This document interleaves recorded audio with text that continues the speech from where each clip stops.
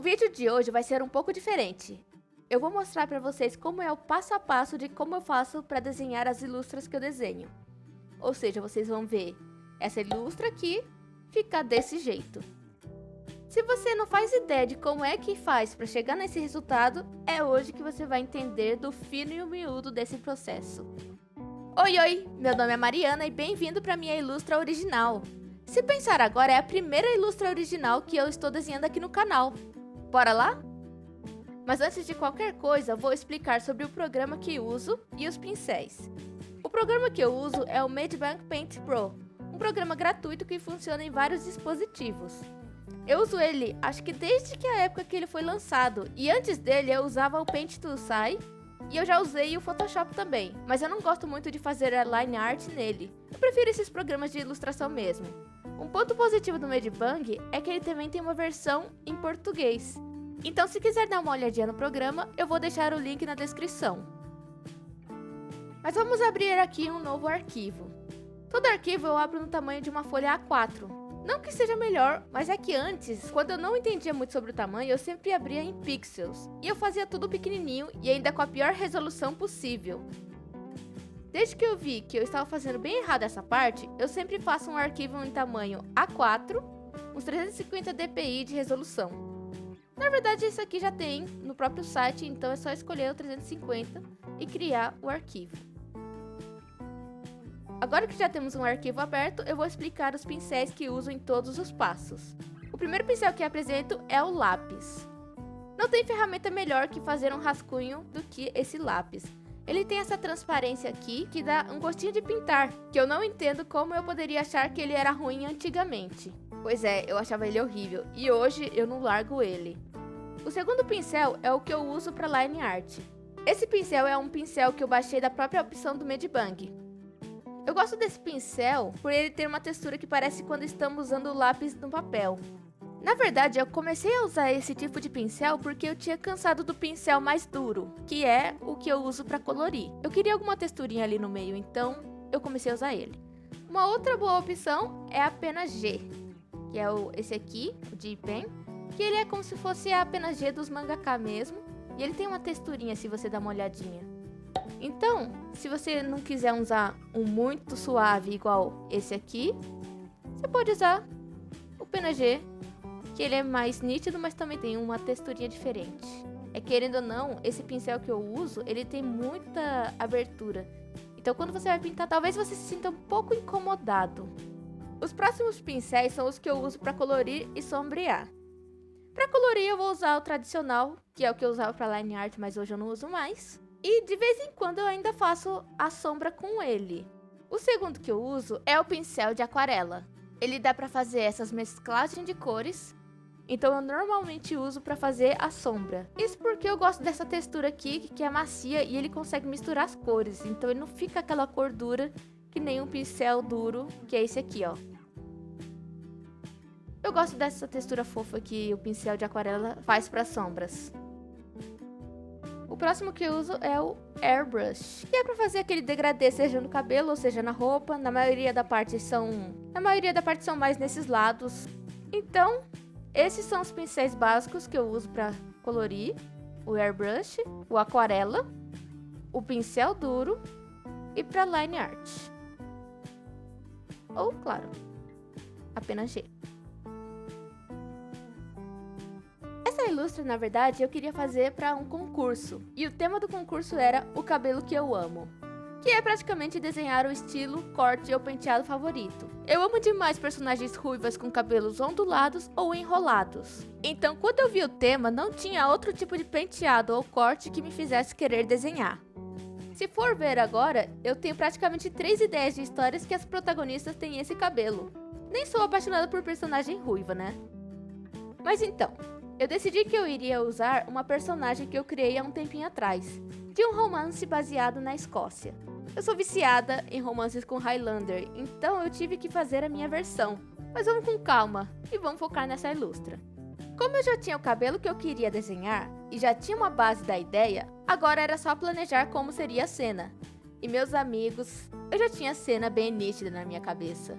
O plano era ser uma cena onde o personagem masculino estaria oferecendo a mão para a protagonista descer da colina que os dois estavam conversando. Detalhe que ele sempre se declara para ela, mas ela não aceita que ele tem interesse nela. Então, depois de uma discussãozinha dele falar que ela tem que entender que ele tem sentimentos por ela, mas ela fala que ele só está se enganando, os dois estão voltando pro vilarejo. E ele se oferece para ajudar a descer.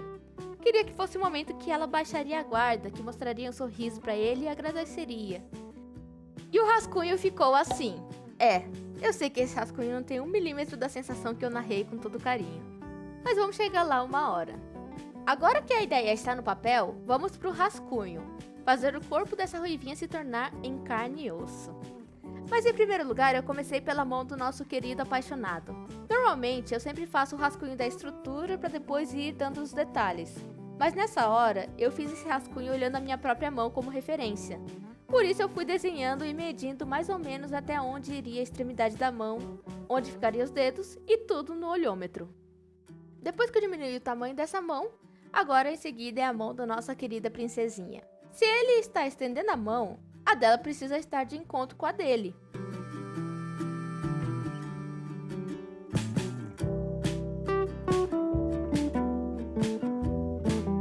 Depois que eu fiz ela e vi que estava muito grande, aí sim que eu comecei a fazer o corpo dela. Sabendo o tamanho do corpo, sabemos em que tamanho diminuir a mão. Agora eu vou deixar vocês com os detalhes dessa ilustra.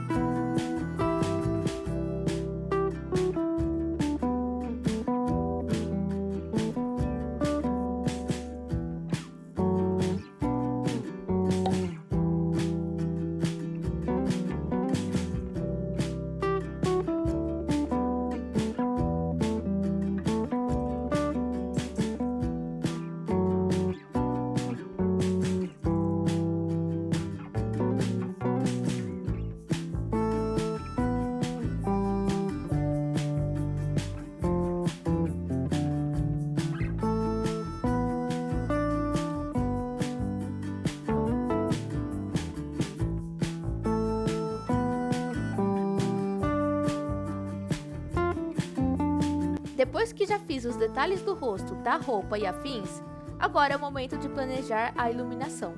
Eu comecei a fazer isso depois que o Naoki Saito, um ilustrador que faz vídeo de dicas de ilustração aqui no YouTube, falou que quanto mais você planejar no rascunho, mais fácil fica para finalizar a ilustra. Então eu comecei a dar bastante espaço para planejar toda a parte da iluminação nessa etapa.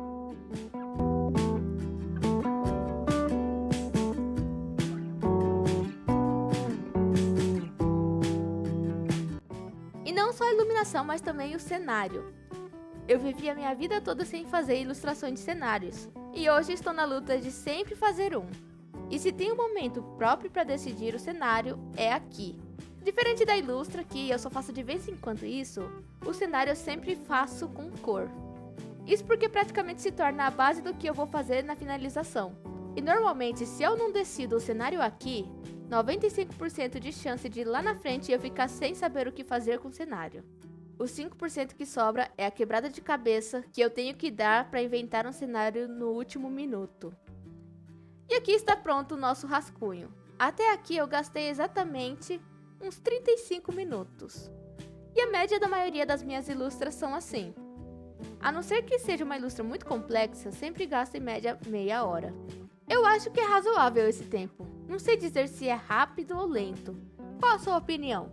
Deixa aqui nos comentários se você acha que é muito rápido ou devagar.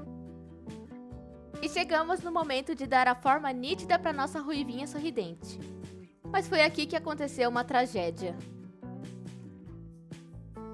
Quando eu estou gravando, tem aqueles momentos de ir pegar água, ir no banheiro ou até ir trocar a música que está tocando. E nesses momentos eu sempre pauso a gravação para depois ir resolver a situação. Só que quando eu voltei, eu esqueci de apertar o botão para continuar gravando. E eu perdi todo o processo da line art. Mas não se desesperem, eu ainda tenho a line art completa. E isso é tudo graças ao sistema de timelapse que foi incluído no programa do Medibang. Até que enfim. Então essa foi a line art que eu fiz. Quando eu tava fazendo a line art, eu percebi uma coisinha que me incomodou, que foi o rosto dela. Parecia que o rosto estava meio longo demais, e isso não estava fazendo ela ficar bonitinha. Então eu dei uma ajustada na altura dos olhos e na altura da franja. Às vezes acontece alguns ajustes necessários assim, mas nada que não dá pra arrumar na hora da line art.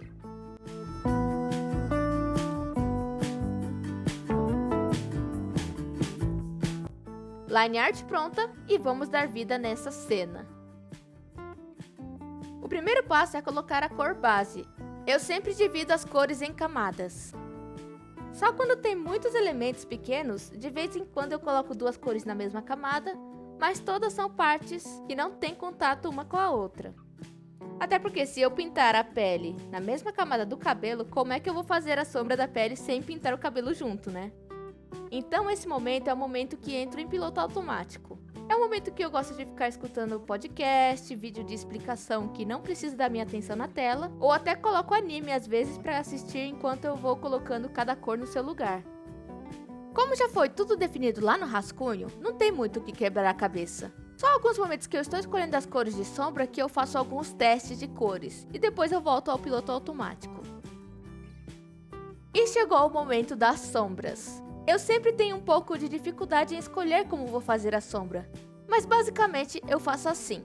A primeira etapa é a sombra base, onde ela vai tampar a maior parte e ela é a sombra que define de qual ângulo está vindo a luz.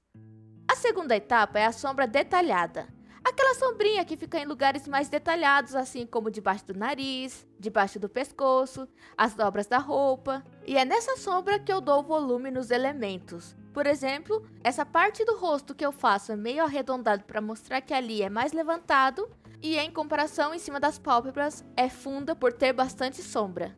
A terceira etapa é a sombra mais funda. Se a segunda etapa deu volume, é nessa etapa que vamos dar mais profundidade ainda. Essa etapa é mais para elementos como roupas e objetos. No caso da pele, eu só dou um brush rosado em personagens femininas e um brush alaranjado em personagens masculinos. Agora eu vou repetir todo esse processo em todas as partes das roupas.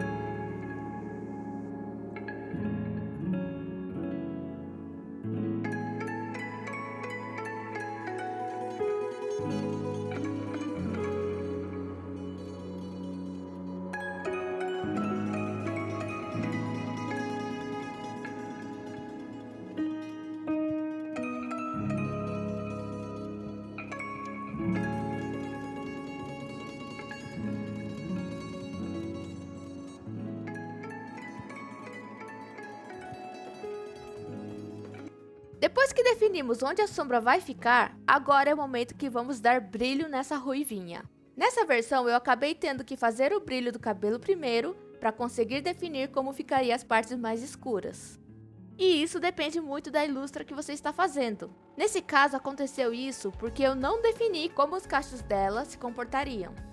Lembra que eu falei que deixar tudo bem definido no rascunho diminuía o trabalho? É isso que acontece quando não deixa definido. E agora sim, vou dar mais detalhes nos cachos.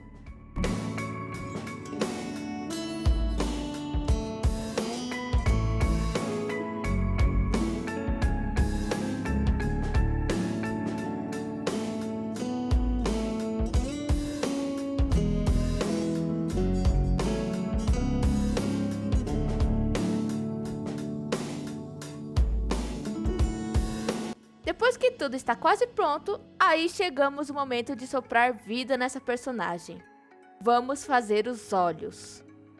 Comparado com outras partes da Ilustra, essa é a parte que eu mais gasto camada. A primeira camada eu faço o formato base da parte escura do olho e em seguida trazendo um tom mais escuro com a airbrush. Depois eu pego o pincel duro e faço a menina dos olhos. E na próxima camada eu vou pegar uma cor oposta da cor base para fazer um brilho suave na parte de baixo dos olhos. Abrindo uma outra camada, eu sempre coloco uma cor em brilho forte na parte da sombra. Essa luz vai dar apoio para o brilho branco dos olhos, que é o que mais dá vida para a personagem. E no final eu dei 2 risquinhos de borracha na parte do brilho verde, para quebrar um pouco a intensidade. Acho que ficou ótimo desse jeito. Quase tudo pronto. Vou colocar uma luz suave no rosto onde está batendo o sol, e eu trabalhei um pouquinho no brilho das roupas. O mesmo processo se repete na mão, e agora é o momento de fazer a luz do rebatimento. Se você ver, eu já fiz a luz de rebatimento na manga da camisa dela, então agora é a hora de colocar nas outras partes que ainda estão faltando. Eu coloco essas luzes na parte mais escura e que teria contato com a luz que rebateu do chão. Depois disso, eu vou colocar mais uma camada de sombra, só que agora vai ser uma sombra alaranjada, que vai tampar a maior parte do corpo da ruivinha. Essa sombra é para dar mais contraste na Ilustra. E tipo, às vezes eu tento colocar uma outra cor. Se não for alaranjado, vai um roxo, um azulado. Depende do clima da ilustração. E mais uma camada de luz para dar mais brilho na parte que a luz está batendo. E chegamos ao momento que eu mais amo.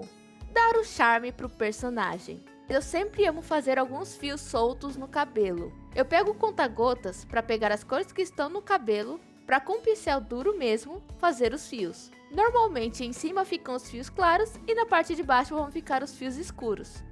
E é só ir colocando ali onde você sente um pouco de vazio. Se você comparar, a diferença é bem nítida de colocar esses fios ou não. E chegou o nosso momento de fazer o cenário. Nessa etapa, eu sempre amo fazer com um pincel de aquarela, pela facilidade que tem de se misturar com a cor. Então o esquema é ir misturando as cores conforme a direção de cada elemento.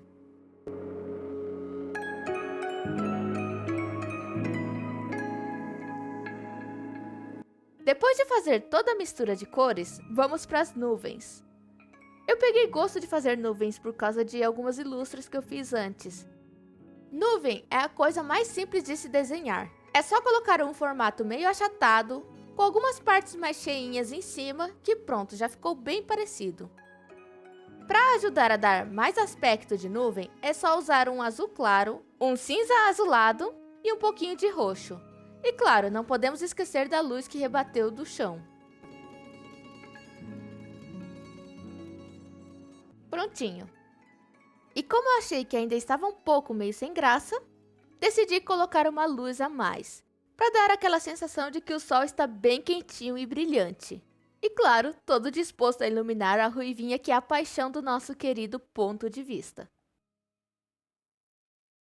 E é assim que chegamos a esse resultado.